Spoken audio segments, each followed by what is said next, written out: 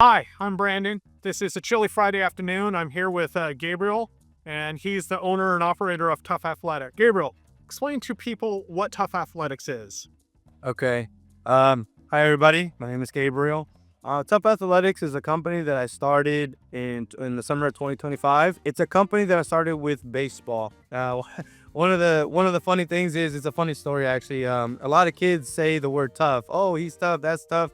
This is tough. So I kind of just put my ingenuity together and just kind of say, hey, you know what? I want to brand that. That seems like a very interesting type of brand that I want to make. And then I put pen and paper together and I kind of just drew a logo and I drew the font of tough baseball. I started off as tough baseball, and ever since then I just wanted to start a cool baseball brand. And this is one of the ones that I really enjoy, and I really see it being out there as one of the big top tier brands. And so it's something that I'm very passionate about. I'm passionate about brand baseball, and I'm passionate about athletics and stuff like that. So that's So, who's your favorite baseball team? of course the Astros, since I'm from Houston. That's my number one. I would say number two would probably be the Chicago Cubs. I grew up in the summers of Chicago. Sometimes I have family out there, and I'd go see a Cubs game, and Wrigley Field's amazing. it is awesome. It's a different type of atmosphere for sure. But you have a lot of disappointment living with the Cubs.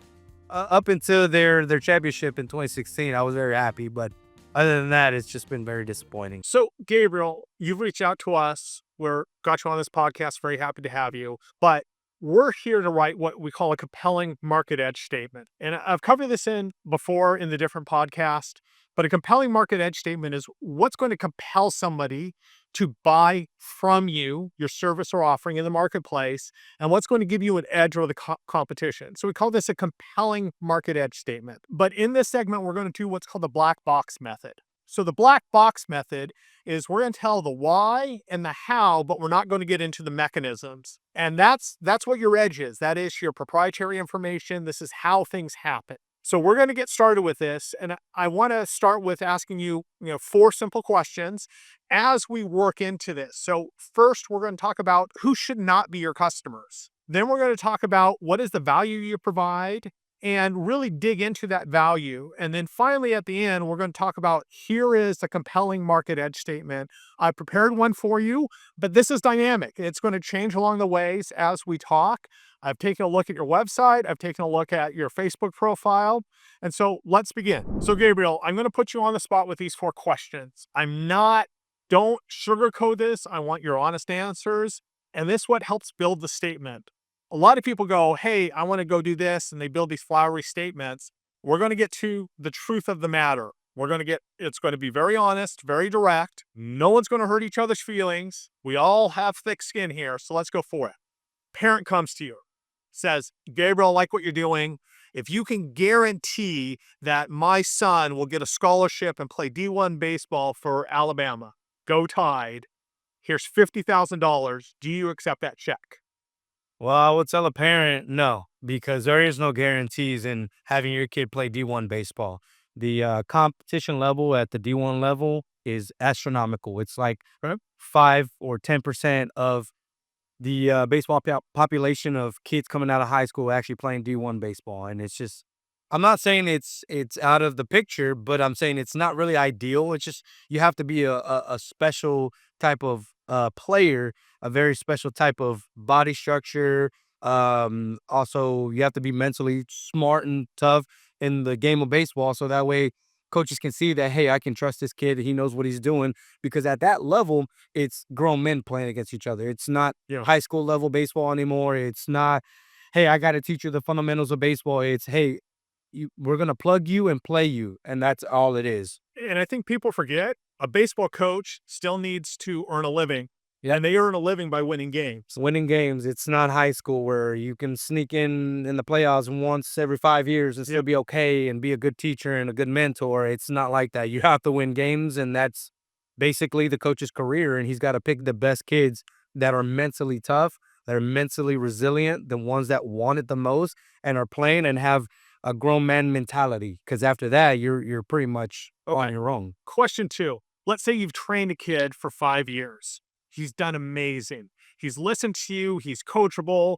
He's doing all the right things. Now he goes to college to go to the college tryouts. He's running the bases. He trips. he breaks his ankle, blows out his knee. His baseball career is over. Does that mean everything you've done for that kid is a failure? No, I wouldn't say it's a failure, because everything that I teach, it prepares you not just for the game of baseball, but it prepares you how to be a young man, a leader, a tough, resilient kid, to where you can take that into any industry that you decide to pursue, even if it's not in college or in baseball. But it teaches you a lot of things on how to grow up, and social skills, of course, and teaches you how life can be further down the road. It can be tough. It can be a game of failures. Learn how to have failures and overcome the adversities in the game. And I teach stuff like that because it's very important. It's unfortunate that if a kid spends their whole life training for this one sport, they blow out their knee and their ankle, kind of like me, were my injuries, and it kind of took me away from the game. But Yeah. it taught me a lot in business, and that's something that I am pursuing now: how to be mentally tough and resilient. And I wish the kid the best of luck. It's never, hey, I'm never gonna see you again. But I always, want to mentally prepare the kid to be mentally strong in the world, and kind of just do that in my teachings, and I teach kids how to be mentally tough. That's what I sometimes call the boom moment. That means baseball's not your product. You just said it there that if that kid, tears his meniscus, he's done with baseball, breaks his ankle, he's not making it to D1, he might be able to play some, junior, Junior JUCO, college, yeah. junior college stuff. But your product is more teaching grit and resilience Yes. because that is what you're teaching. And you're teaching how to analyze problems in different ways.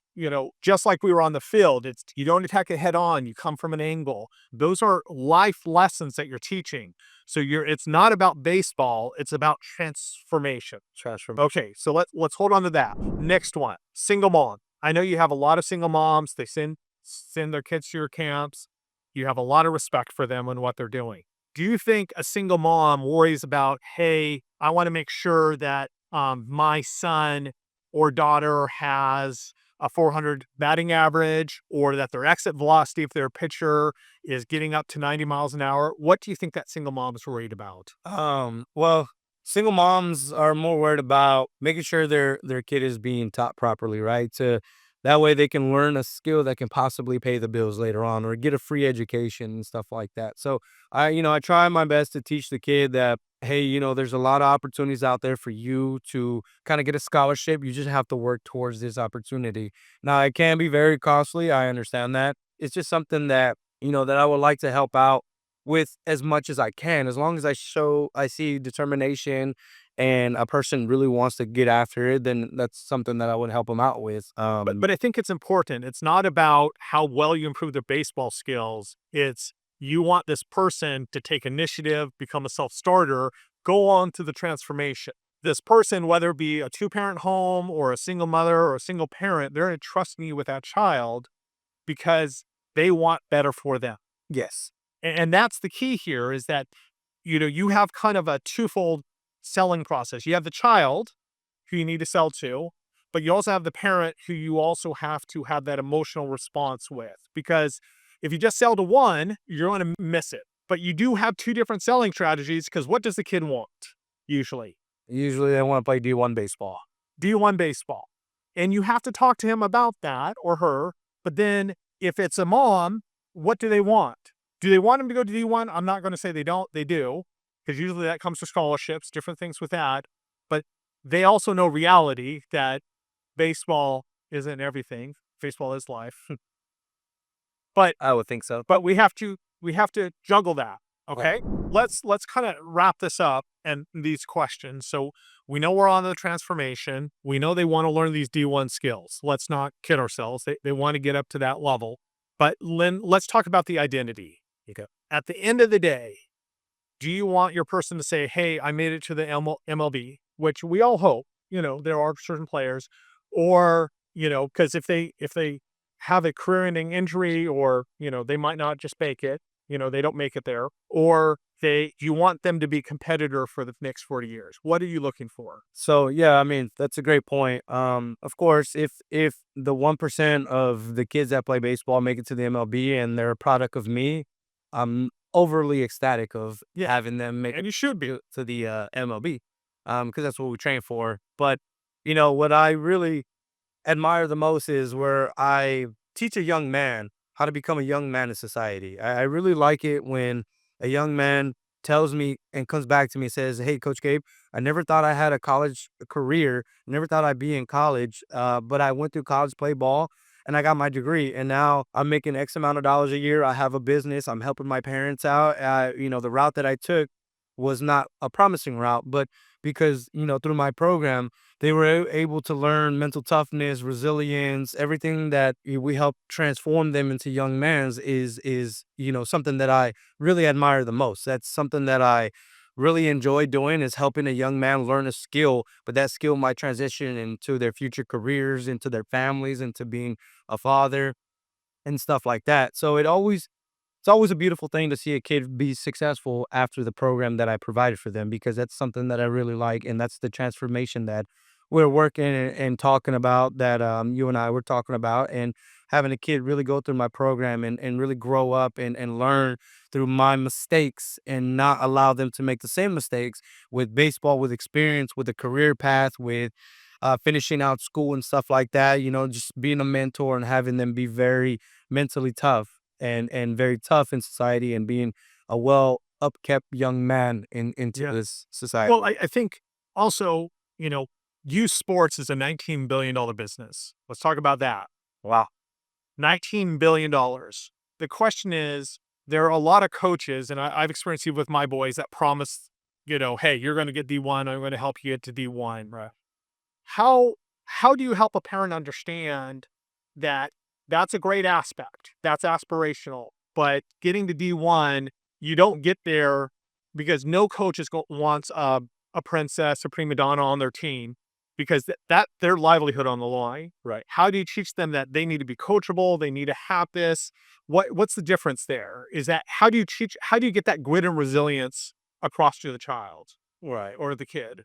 So my biggest thing is me as the leadership of the kid. I have to show him what a young man, because I'm young myself. I'm 31. I have to show them by example. I have to teach them. I have to present and let them know what is right, what is wrong. Allow them to make their decisions, but at the same time, kind of guide them and help them be more mentally strong. Um, so a lot of things that we teach is, hey, when you come to a college coach that comes up to you, you present yourself as a young man. You put your hands behind your back or at your side. Do not slouch. Always present them. Eye contact is the biggest thing. You shake their hand and you let them know who you are and what your interests are with between that coach and that school, and he will respect you more. Then he'll ask about your grades, which is very important. We have to talk about grades in school. In order to get to the next level, you have to provide a 2.3 GPA. But even then, that's not good enough, because that's telling your coach that you're barely making it past the threshold, right? You're barely making it out of high school. So we teach stuff like that. You have to be on top of your stuff. You have to get it done now, because coaches really appreciate that. That means you're a very coachable kid, and they don't have to worry about your grades at the next level. So we teach stuff like that. You have to be on top of your schooling. At the same time, your attitude, your presentation.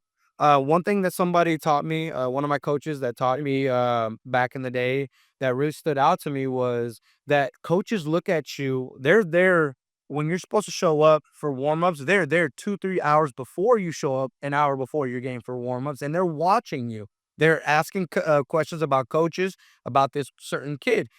Then if they see you come out of the car with, slides, and you're in your shorts and you're kind of just hat backwards, stuff like that, they're gonna judge your character. Yeah. So I always felt, Mom's carrying your bat bag. yeah, hey, mom's carrying your back. So that tells you, hey, this kid is a sissy. If I toughen up this kid at my level where I have to win games, he's not gonna cut it. So we might have to really think otherwise if we want to take this kid or not. So I tell him, as soon as you get out of the car, don't have your sandals out, don't have your headphones blaring. Hey, presentable, ready to go, like you want this. This is a job. You want this job, because I'll give you this opportunity if you show me that you're there. So these are things that I talk about with kids, that you have to show presentation. Presentation is everything. If you show up and you're ready to go, then they're going to give you a chance. Besides you being a special ball player and everybody's listening to what they say about you, you have to show presentation. And I have to teach these kids that presentation with a coach, with the person that you're talking to, that you're trying to show that I deserve this opportunity. You have to separate yourself from all the competition, but you have to be a young man. You cannot be a sissy. You also on the games, if a coach, yells at you or whatever the case may be, you have to take that on the chin and say, "Hey, that's on me." You tap your chest right there and you let them know, "I got the next one." If coaches see stuff like that, they're gonna see that you're a very tough young man. Yeah, and I think that's the critical. But in all of this, what we have, and I have a statement prepared. You're in the transformation business. You're not in the baseball academy business. You're not in this business. You're in the transformation, and you're helping transform you're helping the teenagers get the mental toughness that they need. Right. And that's a very hard thing to do. So we're going to be reading here the market edge statement that I came up for you. So, we have not discussed. I've just looked at your website. I've talked with your friend that said, hey, you need to go talk with this guy. I think he's on the road to great things, which I do agree with, even working with you here. But I said, here's your new statement. Now, this is going to get more refined. This is just off the cuff, what's going to be out there. But it says, most academies, most coaches treat your son like a paycheck and promise him the pros. Tough baseball or tough athletics treats your son like a human and promises him the truth. We use baseball to build resilience he needs for the next 40 years, whether they play in D1 college or professionally or not. So breaking this down, we're talking about who's the villain. The villain, sometimes who's the bad person. And I don't mean they're evil people, but it's people that go promise too much and they sit there and yell at the kids because they want to be, always winning every single game. It's here, tough baseball treats your son like a human and promises him the truth. And then we use baseball to build the resilience he needs for the next 40 years. That's what you're selling. That is the product, is you're selling grit and resilience that's going to be with that son or daughter for the next 40 years. That's everything you just talked about. So we're going to work and refine this more. We'll do another segment where we come up with the final market edge statement. We're not giving anything away, but we're just saying that's what you're teaching. That's the transformation you're providing. Now to the kid, we have to do another edge statement that says, here's what you're going to learn. You're going to learn baseball. You're going to learn the skills to get you to D1. To the parent and the kid, you're saying, if you want to get to D1, I can get you the skills, but it's going to be the mental toughness that makes the difference between becoming a D1 player or even a pro player and not. Because I had a son that played league or, travel basketball, as we can say. He was good. There are a number of kids that were not coachable. They want to do it their way. No coach, no college coach would go after that kid because unless they were amazing, because of it, there's too much risk on the line. There's too many other kids that are coachable and in the wings to get that to it.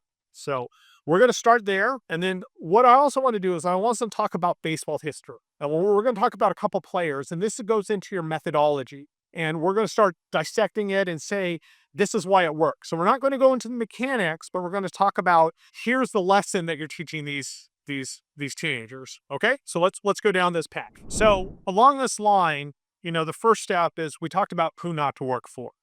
If a lot of people, some of the older generation, like myself, in the 80s, there was this great baseball player called Darryl Strawberry. He played for the Mets. He had what was called the sweetest swing in the majors. He was amazing, but he crumbled bad. I think he played for a couple seasons and crumbled horribly. A lot of promise. A great disappointment to all Mets fans. But let's take a look at something more modern in Boston Red Sox, Dustin Pedroia. Why was Dustin Pedroia a great person, a great baseball player? Oh man, so Dustin Pedroia was about 5'8", Uh-huh. smallest guy in the league at the time before Jose Altuve, and Dustin Pedroia was a heck of a ball player. What made him so great? What made him so great was he was undersized, but he hustled and every he played every play like it was his last play. He hit the ball like it was his last time hitting. He ran. He did everything amazing. But that's what made him great. He was so undersized, but he played like a big player. And I think that's the point. If you looked at Dustin Pedroia, you'd think he needs to go sell car insurance. Seriously, he was 5'8", he was small. You'd think that, but here's the difference. Dustin had the work ethic, and that was the key there. If you want the Darryl Strawberries, that's the program down the street. They're great for Darryl Strawberries. They're great at just making talent better. If you want the Dustin Pedroias, which is more work ethic, that's who you're attracting here. You need to have the work ethic to make it happen. Okay, so part of a market edge statement says who you're not going to work with. Like if you have a Darryl Strawberry, it's either become a Dustin Pedroia or that's the other place you need to go.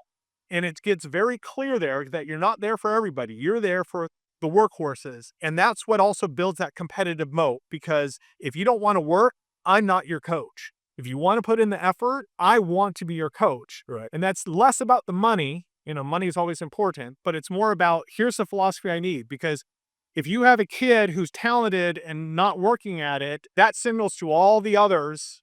That just creates bad tension in your academy. Right. And so you want everybody to work. So a lot of competition here, they're going to measure exit velocity, batting averages, etc. But we're going to give you a new metric. Let's talk about Nolan Ryan. It's in April, I think, 1993. He pitches to Robin Ventura. He pitches, he hits him, Robin Ventura charges him. Everybody remembers that coming off the plate. That was a great, day. Sure. Well, what people don't remember was 1990, Bo Jackson. Bo Jackson hit a line drive, hit him right in the lip. Split open his lip. What did Nolan Ryan do? A lot of people would come out on that one. Yeah. But what Nolan Ryan did is he packed his lip with cotton, got the bleeding to stop, and he went right back on the mound to finish. That's mental toughness. What happened with Ventura, he put him in a headlock and he started hitting him, and it was great. But that mental, and I'm not saying I do not condone fighting, but that mental toughness, because baseball is a mental game. Most sports they have a mental aspect of it. Basketball, they call it basketball IQ. Baseball, you have that baseball IQ. You have to have that mental toughness, but that mental toughness isn't taught in a day. Right. It's taught over a period of time. So you're looking at how to get that mental toughness across. So when you looked at Nolan Ryan after that, he pitched 7 more innings after Bo Jackson. And amazing. So your market edge here isn't, hey, I'm going to increase your bat swing by 4 miles an hour. I'm going to help you get to a 90-mile-an-hour fastball. It's more about how I'm going to teach that mental toughness to the kid. When they fail, they're going to get back up again. You want that failure, that, the time when they fail to get better. If they fail, they're going to get back up to their feet and they're going to decrease that failure window that they have. Because some people get into quicksand and they go down. But part of that is like you have a skill where most people are going to fail 10 times in a row. Why do you have that skill? Well, it's pretty obvious to say that baseball is the hardest game to play. It's a round ball with a round bat coming at you at 90 miles an hour. So you're gonna fail. It's a big failure to play this game. In order to get to the Hall of Fame, all you need to hit is about 3 out of 10 times when you come up to bat 10 times. And in order to get to the Hall of Fame, 7 failures. 7 failures are gonna be coming at you consistently throughout the at bat, the duration of your career. Every year that you play, there's set at 10 times you're gonna miss 7 times, and only 3 times you're gonna hit, and you're in the Hall of Fame. You're considered a really good hitter. But see, that's the point. You're teaching failure recovery. Failure recovery. Failure recovery, that's not a skill you're going to say, hey, come here to learn failure recovery. But failure recovery is very important in baseball. Just like we saw in the World Series, guy pitches, hits a home run the first inning. If they would have pulled that pitcher, nobody else would have. That would have ruined their lineup. Right. Maybe for the next couple of games. But he has to rally, his team has to rally, everybody needs to rally, so that one home run hit isn't the defining moment of the game. Right. It keeps going. No, one thing that you have to kind of consider is if you're going to get back out there and help your team out, you're going to have to find the mental grit. You're going to have to understand you trust in your training and you trust in the people that got you in that position. So if you're going to give up a home run in the World Series, then you have to go back and do your homework. You cannot sit and pout. You get on the iPad, you get on stuff that you can scouting report. It's a big thing. That's one thing you have to understand. You have a lot of people dependent on you, and you got to understand this is not just about me. It's about we. right? And so how do you do that? You hit your hand on the glove, you bite the towel, you say your curse words. I mean, that's something that I did. Slam your bat in on the wall, you slam your helmet, all that. Okay, fine. Just get it out. And you have to understand that a lot of people are dependent on you because you are where you're at because of your training or where you came from, how you're mentally built, how you dealt with adversity. And so that's something that you have to understand, that you have to fail in order to understand I'm going to come back in a crucial moment and be ready for that spot. I cannot be pouting and crying and letting people down when I know there's going to be another opportunity, because in baseball, there's a thing, there's always a play to be made. Yep. Whether the ball's hit in a certain spot, that means that play is not over with. After you make a pitch, that play's not over with. People are always making moves. Yep. There's always a play to be made, and you cannot be sitting down with your hands tied behind your back and pouting and crying. You have to get up. But And I like what you're saying. You're not next play. what you're saying is that anger's not a bad thing. And I think too many people, oh, we can't be angry, we can't do this. No, use your anger, you get it out, but then it's your recovery time. That's the crucial point here, is how do you get back in there so that people that depend on you, this isn't a solo sport. Not too much in life is solo. Everybody has to work with different people. Now we're going to talk about Cal Ripken Jr. You're in travel baseball. Travel baseball is all about availability. Your arm hurts. You got to wake up in all these different cities. You're on the road. It's tiring. But Cal Ripken Jr. has the record for the most consecutive games, 2,632. I think he took a time off to go see his son's graduation. He missed a game, but he came back. Why is consistency so important here in baseball? Consistency is everything. Consistency equals results. When you show results, everybody wants you.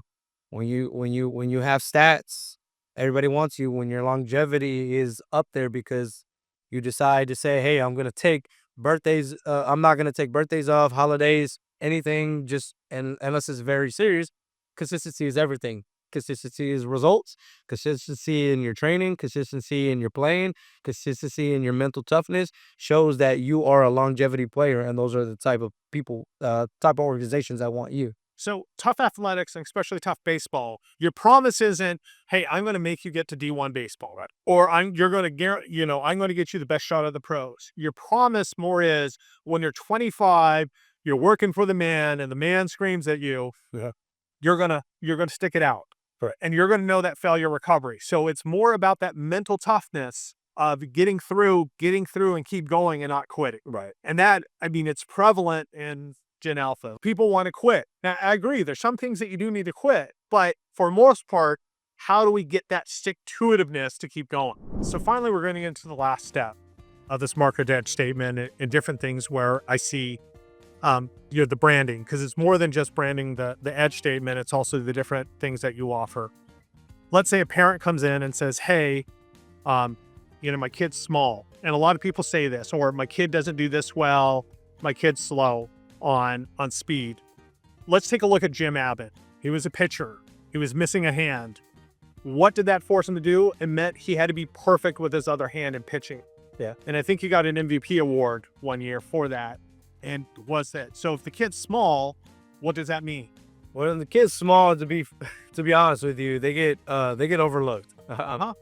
And a lot of kids get very discouraged. And, I'm undersized myself. I'm about 5'7", 5'8"-ish, and I played in college, and guys were really big, right? And so for my mental toughness was, my assets was my legs, right? In order to say, I'm going to stand out, what's going to make me different? I'm not going to hit harder than the big 6'3" guy. I'm not going to throw harder than a 6'1" guy with a big arm throwing 92 miles an hour. Where am I going to stand out? It has to be my legs. I have to be the fastest guy on the field. I have to be quick, and I have to be there. And so, for the guy with one arm, he probably got a lot of crap being thrown at him. Like, you can't play ball. You can't do this. You can't even field a ground ball. So he had to perfect his mechanics. Maybe he didn't throw the hardest, but maybe he had the craziest curveball. Maybe he had the craziest changeup, but he had to figure out, if I'm going to do this, I got to find something that's going to make me stand out. And that was my biggest thing, is being an undersized kid. And that's one thing I would like to say for all the kids that are undersized: find your strength and focus on your strength and make that the biggest asset of your game. This is a 5-tool game, right? 5 tools, you know what the 5 tools are? No. So 5-tool game means